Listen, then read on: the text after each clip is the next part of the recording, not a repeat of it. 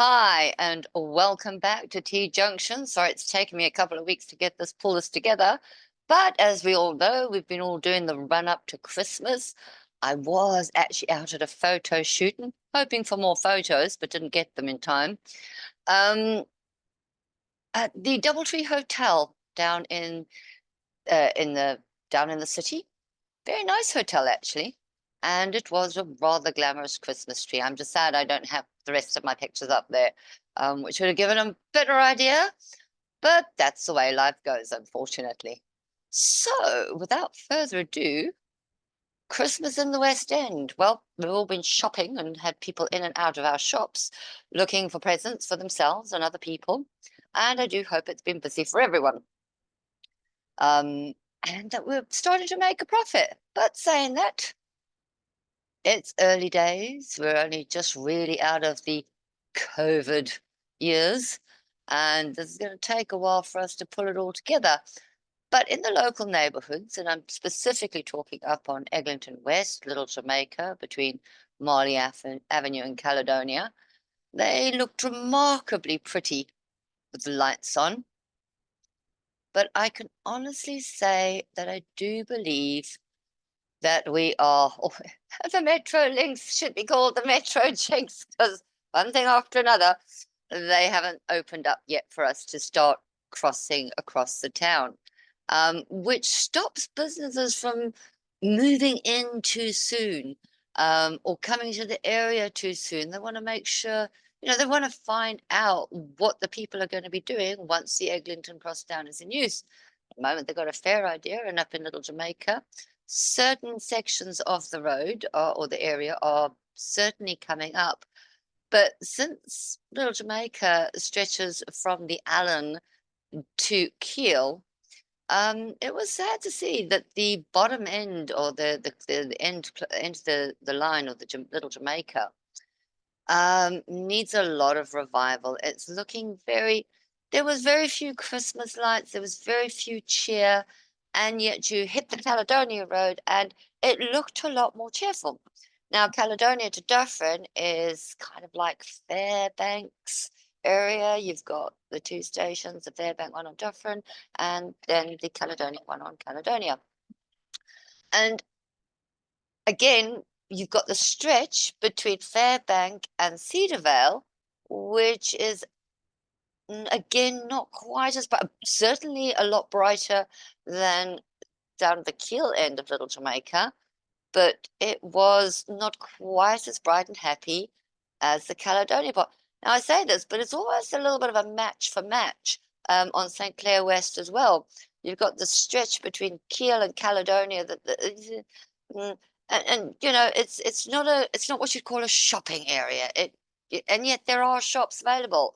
There are stores down there, but it's not a place that invites you to come down there. And this is what we need. We need some of high street, main street invitation for people to actually want to spend time there. And one of the biggest issues, of course, is us um, basically, it's like we're filling up one area at a time instead of spreading the load. Don't know whether this is estate agents or whether people are just worried about the area.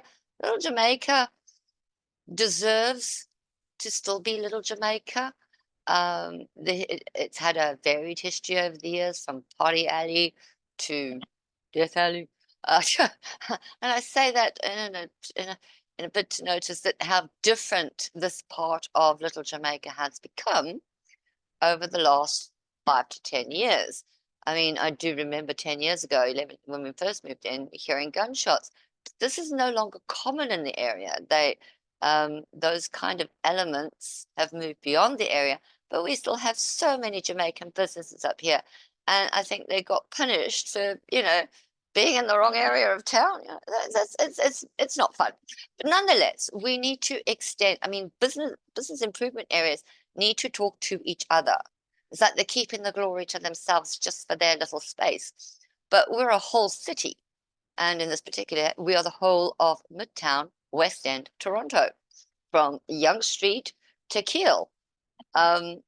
And we've got loads of different areas in between there, and some of them are just less inviting. And I think that's what I'm trying to say. And I do think that the biggest problem here has been this jinx on the Metro-Links and our Midtown, our Crosstown, Eglinton new light rail.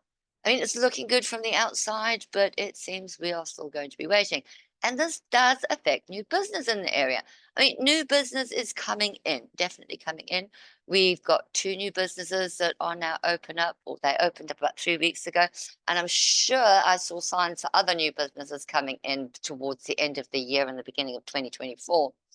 So things are happening. And one of the businesses that just moved in was a really nice pharmacist or pharmacy, which is good because this means that people from right behind the section of Eglinton West don't have to walk all the way up to Duffer Road to go to Shoppers Drug Mart. I mean, saying that, really, you don't even want to buy the food in Shoppers Drug Mart because it's more expensive than No Frills, which is just down the road, or Loblaws down on St. Clair. In fact, I find that Shoppers Drug Mart food is exponentially more expensive than at the No Frills or Loblaws. So, you know, they shouldn't have to walk that far to either go for their prescription or to go for less costly food. And again, I've said this before, while we do have No Frills on the between Dufferin and Caledonia, it's a bit of a desert. You got the convenience stores, but you got those ATMs. They charge you $3 a time. There's no bank, so you can't actually get your money out for free without, you know, they're already charging you at the bank, and then you got to draw out for some more. So, in the hope that this pharmacy has moved in, another, I mean, we could quite happily, I mean, as I said, we've got a Metro up at Eglinton and Young Shopping Centre. It doesn't have to be a No Frills or Loblaws. It could be a Longo's. We don't have a Longo's in this area, not one that I could walk to anyway, you know, and that would be quite nice. It would be different. The prices seem to be relatively relatable or on a par with No Frills. They're not as expensive as Loblaws. And this is a perfect area for those kind of stores. I mean, in the UK, I'd call it an Aldi's. You need an Aldi's there. But I don't think and if we do have Aldi's here, maybe it's time an Aldi's moved in. You know, I was quite, was it Aldi's? It was Iceland. I preferred Iceland over Aldi's, but yeah, there you go. Beggars can't be choosers at some point. It's whoever moves in and wants to bring the business in. So there we go. But again, are they waiting for this Eglinton Crosstown to sort itself out? Is Metro-Links really doing everything that it can? And how does Metro-Links repay all the businesses that have lost business due to this ongoing delay of it getting up and running? So now this is what you call Christmas lights. I'm changing the conversation here. I'm a girl. I can do this mid-conversation. Obviously, even when I was downtown doing my photo shoot, there was no lights. The best lights were from the hotel window, and I can't even show you a picture of that right now. So there's that. And it was kind of sad. I mean, I've been down sort of like at the Christmas time before, at the beginning of December, and the lights were up and everything looked pretty. Now, I know these things are expensive, and I know we want to cut back, but if we have to cut back from our Christmas lights, can we also cut back from changing the Dundas name to some other random thing when you're considering what you want to change it to is from a country where, hey, they sold their own people into slavery. They piled them up into cages on the beaches and waited for the boats to go by. So, I mean, if we are going to change things like the Dundas Street name and the Dundas Square, let's try and not go for any sayings from any countries that had anything to do with slavery, whether it was our own, being Britain, or Canadian, or the African countries that literally threw their own people into cages so they could sell them like a commodity. So let's not do that. That's my political rant for the day. I mean, it's important to business, bearing in mind that every business along the Dundas stretch is going to have to change its paperwork, that the maps are going to have to change, that Google's going to have to change everything. And they turn around and say 12 million, it's going to be more like 120 million. Is the city going to give tax rebates back to all the businesses on Dundas for actually having to make out an extra expenditure because we don't like the history we're stuck with? I'm British. I'm stuck with a lot of crappy history that we don't want to have to deal with. But it is what it is. I don't want to change it for somebody famous either, because 100 years from now, they'll suddenly find he had lead feet too. Let's change it for something less, more. How about we change it to something that's like First Nations? Put up one of those big rock men showing directions places. I mean, let's do something that is inherently of this part of the world. It doesn't matter that we were enslaved. We're not enslaved anymore. Yes, unless he's a twat. But we don't need to change the whole thing, because this is going to cost more money than our taxpayers can afford.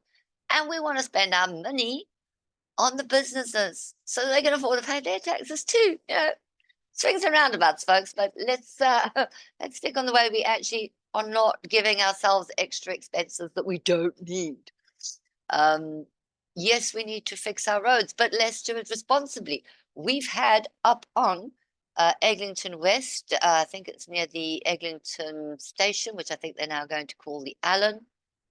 Great, but that's part of Metro-Link's cost. But somewhere along the line, the Toronto taxpayer and everybody else is going to have to end up paying for it, because somebody's decided to change some name.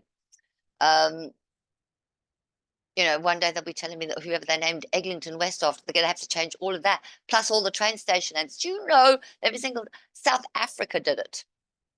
They did it on primary roads. They've thrown all the history out, and yet their own present is related to the past they've thrown away. They couldn't get over it. And granted, some of the things one cannot get over, but when you're spending out a fortune of taxpayers' money, who literally none of us had any of it to do with this stuff, we need to think of the taxpayer. We need to think of how they can afford to pay rent on their businesses.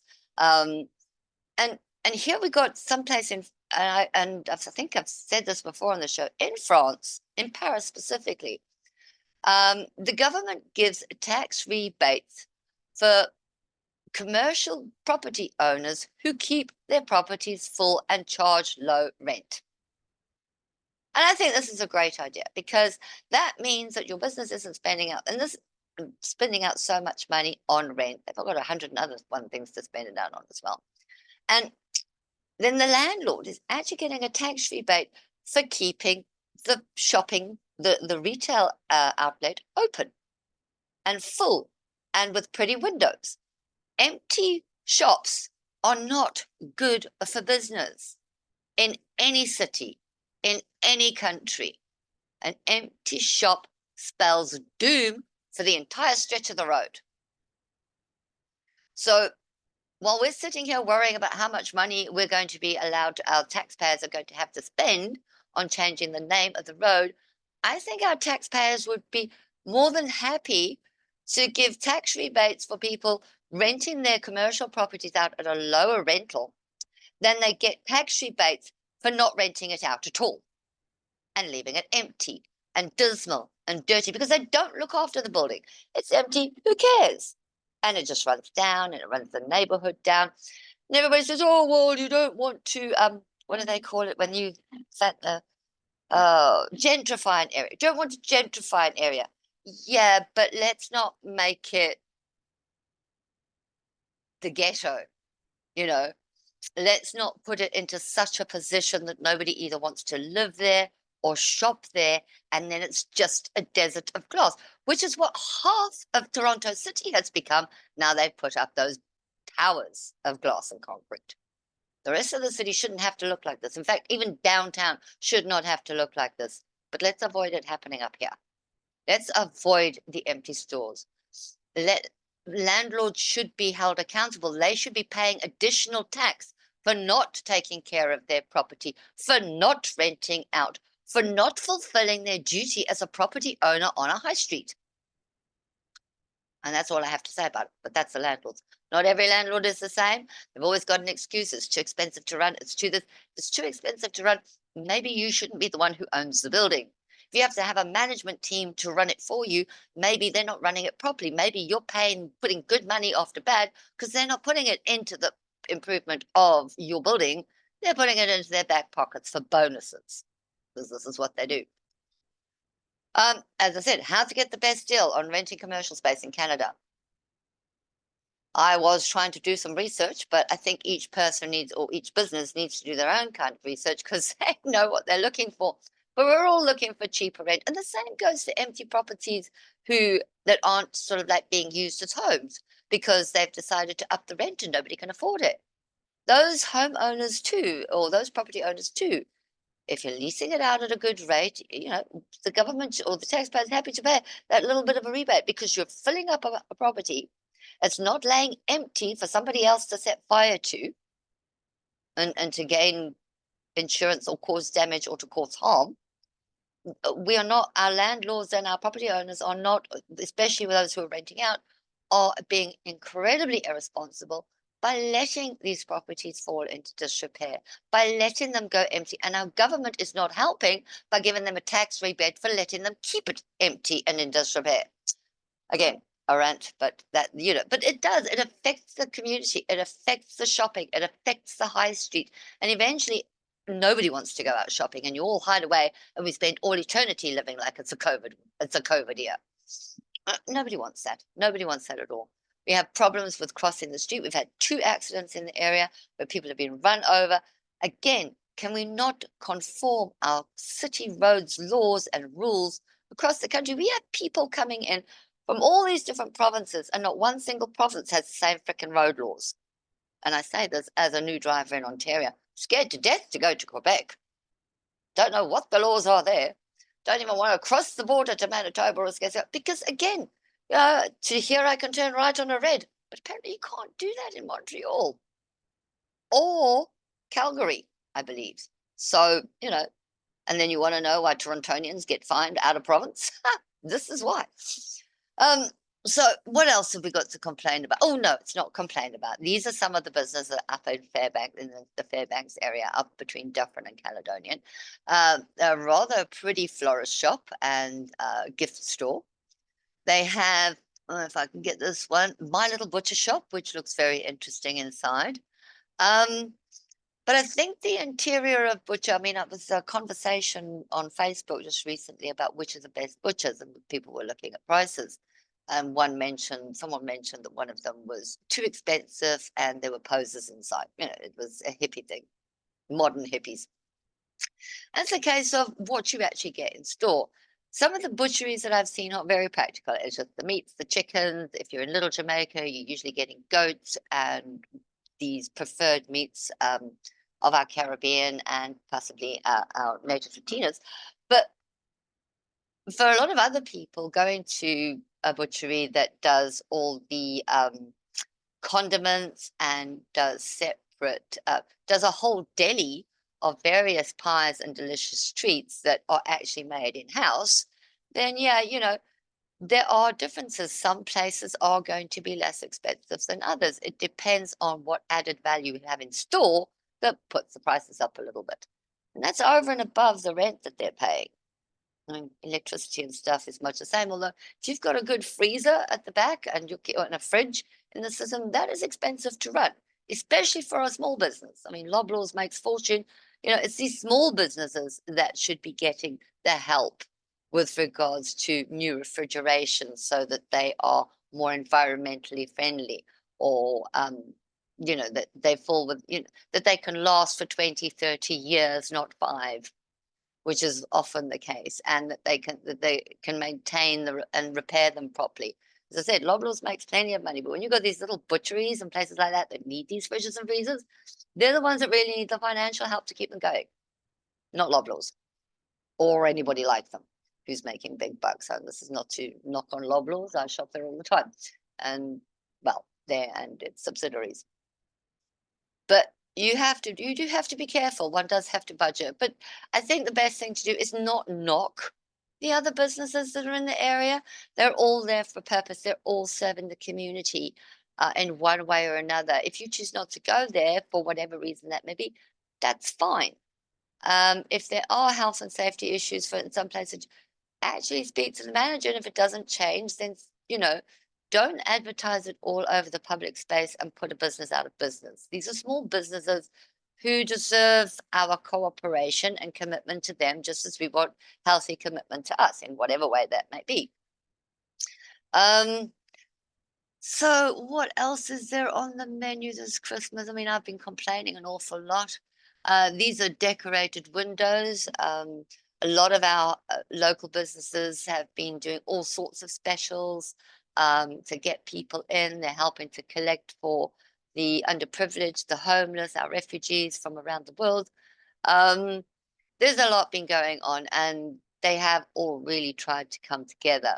But again, I'm taking a look at these little stores down here in the Fairbank area between Dufferin and Caledonian. And as I said, it looked really pretty at night with all the lights on and the people were wandering around. It was quite festive. But people who live between the Allen and Dufferin don't necessarily want to have to walk to Caledonia to find a really nice gift store and a florist shop. I mean, we could do with a florist shop between people come out of the station, they see a florist shop and it's an anniversary. Do you know that you'll be heaven sent to them? Yeah, people in Oakwood Village and have birthdays and anniversaries too. Lovely little gift store, coffee. I keep on saying this, so I suppose I'm prone, and I'm saying it up in this particular area because I know what's down in the comparative area on the St. Clair West stretch. Um, and they've got flower shops and places where you can get all of these things along each section. Each village can go down or up to the closest part of St. Clair West. They don't have to walk 20 miles, a mile that way or a mile the other way to get to the nearest florist. And the same should apply for all that in Belgrave and Briar Hill. They should be able to come down to the stretch of Eglinton West, and they should be able to get on their doorstep what the people cannot get on their doorstep between Dufferin and Caledonia. That between Dufferin and Caledonia, it's not a long stretch. Between the Allen and the Dufferin, it seems like you're going through the Sahara. And I don't mean this just because there's plenty of places to find something to drink or whatever. But they are so far between. You feel like a drink down this end, but you've either got to walk a mile that way or a mile the other way.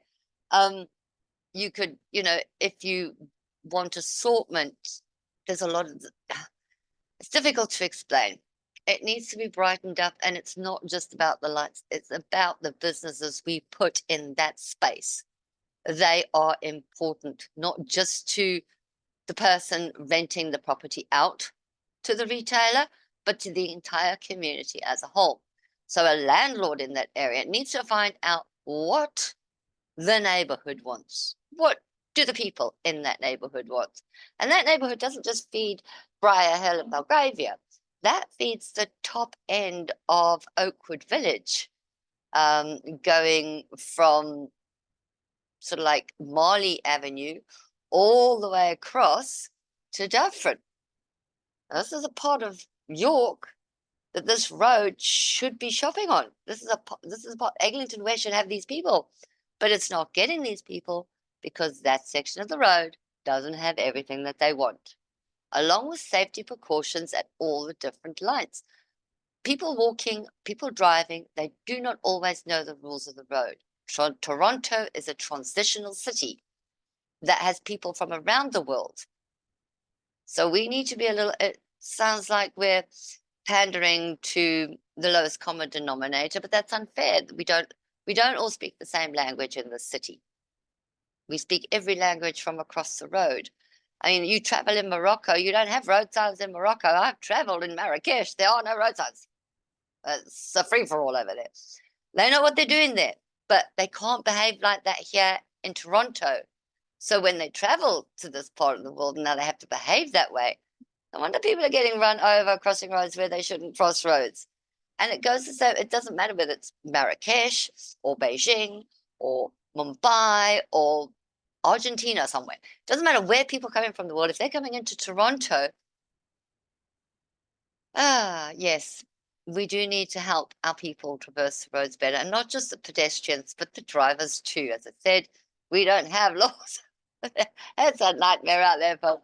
So do be careful. I mean, but saying that, I do know that the York Eglinton BIA has got a lot of Kwanzaa celebrations. And so while we're celebrating Christmas this weekend, we've got the Boxing Day sales, which I'm sure everybody's going to be preparing for. Boxing Day, day after Christmas. It's Black Friday, everybody getting into the black in their bank accounts. But that may not be the case this year. So Boxing Day sales and Kwanzaa celebration sales. Apparently, we're having a bunch of those up here as well. So if you're looking for something interesting, we have some really nice clothing stores. We've got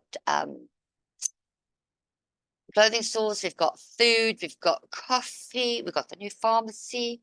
And yeah, maybe put in a note to our local MP and the local BIA there. They're also on the stretch. I think they're based at 1708 Eglinton Avenue West, something like that. Yeah, pop in and tell them these are the type of people we want. These are the type of business we'd like to see.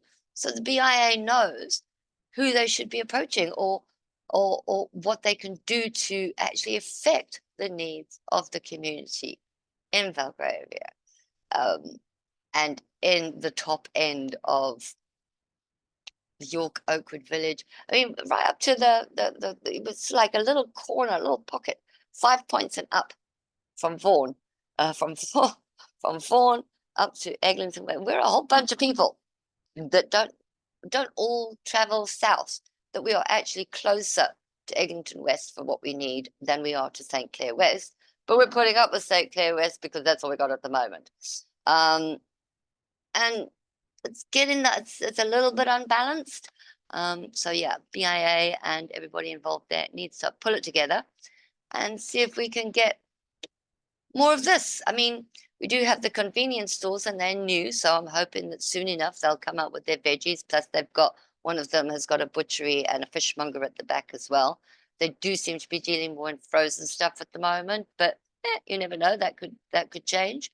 So between our Merry Christmas in the West End and our Boxing Day sales and the Kwanzaa celebrations happening in Little Jamaica over the between the 26th Boxing Day and January the 1st.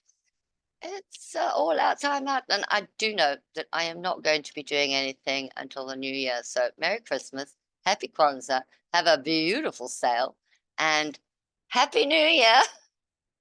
I'll see you on the flip side, folks. Thanks for listening.